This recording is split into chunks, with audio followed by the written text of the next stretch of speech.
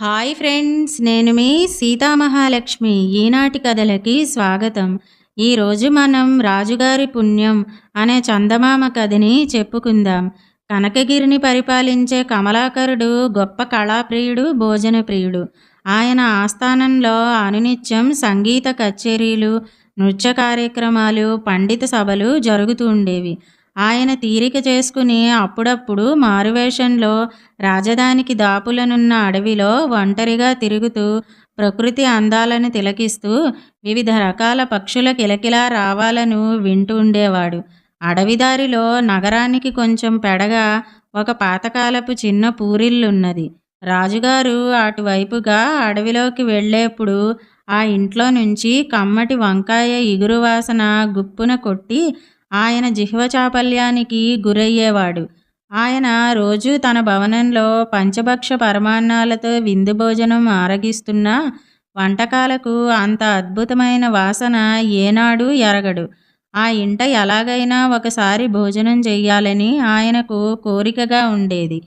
ఒకరోజు మధ్యాహ్నం రాజు మారువేషంలో ఆ ఇంటి తలుపు తట్టాడు.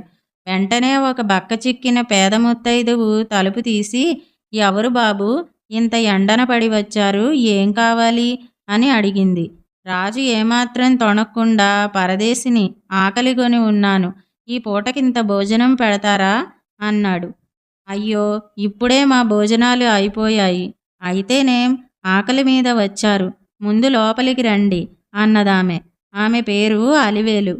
రాజుగారు లోపలికి వెళ్ళి ముందు గదిలో ఒక పాతకాలపు కుర్చీలో కూర్చున్నాడు. అలివేలు ఆ పక్కనే చాప మీద నిద్రపోతున్న భర్త పరమేశాన్ని తట్టి లేపుతూ, "వేళకాని వేళ ఒక పరదేశీ వచ్చాడు, ఆకలి మీద ఉన్నాడు పాపం, లేచి వెళ్ళి ఇంత వంకాయ ఇగురు చేసి 4 జొన్న రొట్టెలు కాల్చు" అని చెప్పింది. పరమేశం బద్ధకంగా ఒళ్ళు విరుచుకుంటూ లేచి రాజుగారికేసి ఒకసారి చూసి ఆదరా బాదరా పెరటి తోటలోంచి 4 వంకాయలు కోసి తెచ్చి వంట పనిలో పడ్డాడు.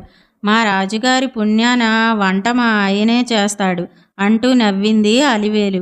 భర్త వంట చేయటానికి రాజుగారి పుణ్యానికి ఉన్న లంకె ఏమిటో బోధపడలేదు రాజు కమలాకరుడికి. కొద్దిసేపట్లో రొట్టెలు, వంకాయ ఇగురు సిద్ధమయ్యాయి.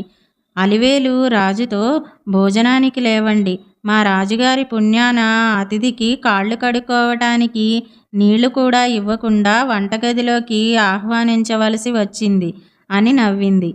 ఆ తర్వాత అరటి ఆకులో జొన్న రొట్టెలు, వంకాయ ఇగురు వడ్డిస్తూ, "మా రాజుగారి పుణ్యాన పరదేశీకి ఇదే గొప్ప విందు భోజనం" అన్నది అలివేలు. రాజు తృప్తిగా భోజనం ముగించి చేతులు కడుక్కుని వచ్చి, "మీరు అనుక్షణం మీ రాజుగారిని తలుచుకోవడం మీ రాజభక్తికి నిదర్శనం" అన్నాడు. "ఇంకా నయం" అంటూ ఆ మాటలకు పొట్ట చెక్కలయ్యేలా నవ్వింది అలివేలు. రాజు తెల్లబోయి, "ఏం, మీ రాజుగారి పట్ల అభిమానం, భక్తి లేవా?" అని అడిగాడు చిరుకోపంగా. దానికి అలివేలు, "కాస్త వివరంగా చెబుతాను, ఓపిగ్గా వినండి. ఈ రాజ్యంలో సామాన్య పౌరులు లక్షల సంఖ్యలో ఉన్నారని అసలు మా రాజుగారికి తెలిసినట్టు లేదు. ఆయన కళ్లకు కవులు, కళాకారులు తప్ప మరెవరూ కనిపించరు. మా ఆయన పెద్ద చదువులే చదివారు, అయినా ఏం లాభం? రాజ్యంలో యోగ్యులకు ఉద్యోగాలు లేవు. పెళ్లి సమయంలో లాంఛనాలుగా నా పుట్టింటి వారిచ్చిన డబ్బును వడ్డీలకు తిప్పుతూ గుట్టుగా బతుకుతున్నాం. అది భారీ చెయ్యి అని, దుబారా చేస్తానని రోజూ వంట, ఉద్యోగం లేని నా భర్త చేస్తాడు. ఆయనకు ఉద్యోగం అంటూ లేకపోవడం మా రాజుగారి పుణ్యమే గదా" అన్నది. రాజు ఆలోచనలో పడ్డాడు. ఇంతలో అలివేలు మళ్ళీ నోరు విప్పింది. "నగరం పక్కగా వెళ్లే నది నీళ్లు సముద్రంలో కలుస్తాయి గాని ప్రజలకు ఉపయోగపడవు. ఆ నీళ్లను ప్రజలకు అందజేసే ఆలోచన మా రాజుగారికి రాదు. అందుకే ఆయన పుణ్యాన అతిథులకు కాళ్ళు కడుక్కోవడానికి నీళ్ళిచ్చే భాగ్యానికి నగర ప్రజలు నోచుకోలేదు.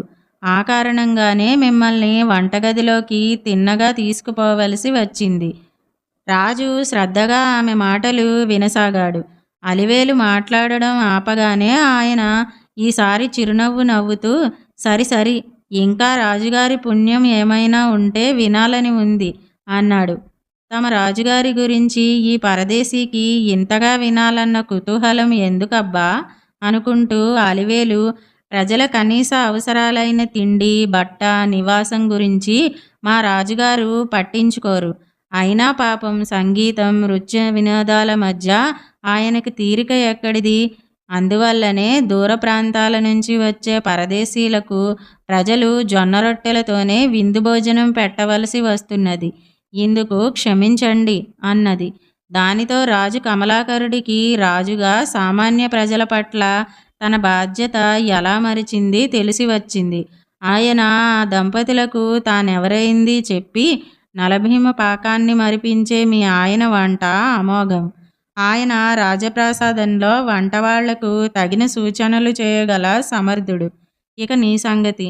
నీవు రాణిగారికి ముఖ్య సఖిగా ఉంటూ ఇలాగే నిర్మొహమాటంగా నీ అభిప్రాయాలు తెలియజేస్తూ ఉండు.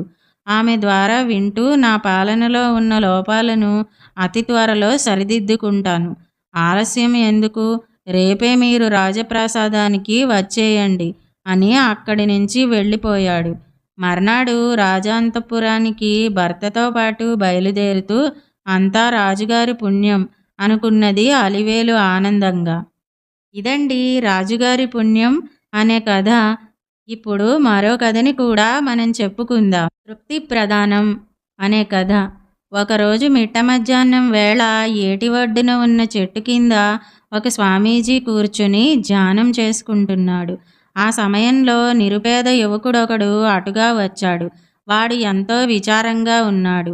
ధ్యానంలో ఉన్న స్వామీజీని పలకరించడం సరికాదనుకుంటూ వాడు ఆయన ముందు కొంతసేపు వినయంగా మోకరిల్లి ఆయన ఎంతసేపటికి కళ్ళు తెరవపోయేసరికి చివరకు స్వామి అంటూ మెల్లగా పిలిచాడు. స్వామి కళ్ళు తెరిచి యువకుడికేసి పరిశీలనగా చూసి, ఏమిటి నాయనా, నీ దిగులుకు కారణమేమిటి అని అడిగాడు.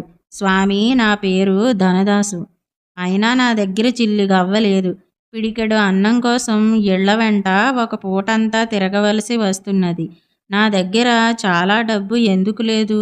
భరించలేని ఈ పేదరికం కన్నా చావడం నయం కదా అన్నాడు యువకుడు. నీ పేరు ధనదాసా? బావుంది అంటూ స్వామీజీ నవ్వి, నీ సమస్యకు నేను పరిష్కారం చెబుతాను. ఇక్కడ కాదు, నాతో రా అంటూ లేచాడు. ధనదాసు సంతోషంగా తల ఊపి స్వామి వెంట నడిచాడు. కొద్దిసేపటి తర్వాత ఇద్దరూ ఒక పెద్ద భవనం వద్దకు చేరుకున్నారు. అక్కడ ఒక పెళ్లి విందు కార్యక్రమం జరుగుతున్నది. ఆ భవనం యజమాని చాలా ధనవంతుడు. ఆయన స్వామీజీని అంత దూరాన చూస్తూనే నమస్కరించి గౌరవంగా భవనంలోకి తీసుకువెళ్ళాడు. ఆయన వెంట ధనదాసు లోపలికి వెళ్ళాడు. స్వామి, నేను మీ సేవకుడిని. మీరు ఏమి కావాలన్నా అది చిటికెలో మీ ముందు ఉంటుంది అన్నాడు ధనికుడు. సరే, నువ్వు నీ పనులేమిటో చూసుకో. నాకు కావలసినది ఇప్పించుకుంటాను అన్నాడు స్వామి. స్వామి ధనదాసుని తీసుకుని వంటశాలలోకి వెళ్ళాడు. అక్కడ పెద్ద పెద్ద బాణల్లో అన్నం సిద్ధంగా ఉంది. రకరకాల కూరలు, తీయని తినుబండారాలు పాత్రల్లో తయారవుతున్నాయి. ధనదాసుకు నోరూరింది. అతడు వంటకాలకేసి ఆత్రంగా చూస్తున్నాడు. అది గమనించిన స్వామి, ఆలస్యం ఎందుకు, వెళ్ళి తిను అన్నాడు. ధనదాసు ఒక పెద్ద పళ్ళెం తీసుకుని అందులో చకచకా తనకు కావలసిన పదార్థాలన్నీ వేసుకుని ఆవురావురమంటూ తినడం మొదలుపెట్టాడు. 15 నిమిషాల అనంతరం ధనదాసు కడుపు నిండిపోయింది. అతడు ఇక తినలేనన్నట్టుగా అటూ ఇటూ చూడసాగాడు. స్వామి ప్రోత్సహిస్తున్నట్టుగా, ఆగావేం, కానివ్వు, తిను అన్నాడు. ఈ తిన్నది చాలు స్వామి, ఇంకా తినడం నా వల్ల కాదు అన్నాడు ధనదాసు ఆయాసపడుతూ. అదేమిటి నాయనా, ఇక్కడ మణుగుల కొద్దీ ఆహార పదార్థాలున్నాయి. మళ్ళీ మళ్ళీ దొరుకుతాయా? ఇంతకన్నా నీకేం కావాలి? తిను, ఎంత కావాలో అంత తిను, హాయిగా ఉండు అన్నాడు స్వామి నవ్వుతూ. క్షమించండి స్వామి, ఒకేసారి ఎన్నో రోజులకు సరిపడే ఆహారాన్ని తినడం ఎవరికైనా సాధ్యమా? ఏ రోజు తినవలసింది ఆ రోజే కొద్ది కొద్దిగా తినగలం అన్నాడు ధనదాసు. అంతే కదా, మరి డబ్బు విషయంలోనూ అలాగే ఎందుకు ఆలోచించవు? ఒకేసారి ఎంతో డబ్బు కావాలనుకోవడం ఎందుకు? అది ధనానికి దాస్యం అనిపించుకుంటుంది గాని ధనానికి యజమాని అనిపించుకోదు. ఎప్పటికప్పుడు సాధ్యమైనంతలో కొద్ది కొద్దిగా కష్టపడి సంపాదించుకుంటే చాలదా? మనిషికి అత్యాశ ఉండకూడదు. ఆశ తీరక ఆందోళన కలుగుతుంది. ఆందోళన లేని జీవితం సంతృప్తికరంగా ఉంటుంది. మనిషికి తృప్తి ప్రధానం అన్నాడు స్వామి. స్వామి, మీరు నా సమస్యను పరిష్కరించారు అంటూ ధనదాసు స్వామి పాదాలు తాకి అక్కడి నుంచి ఉత్సాహంగా బయలుదేరాడు. ఇదండి తృప్తి ప్రధానం అనే కథ. ఈ 2 కథలు గనక మీకు నచ్చినట్టయితే లైక్ చేయండి. ఈ కథల్ని మీ స్నేహితులకు షేర్ చేయండి. కథలపై మీ అభిప్రాయాల్ని కామెంట్ రూపంలో తెలియజేయండి. మరిన్ని మంచి కథల కోసం మా ఛానల్ను సబ్స్క్రైబ్ చేసుకోండి. మళ్ళీ మరొక మంచి కథతో కలుసుకుందాం. అంతవరకు వింటూనే ఉండండి ఈనాటి కథలు.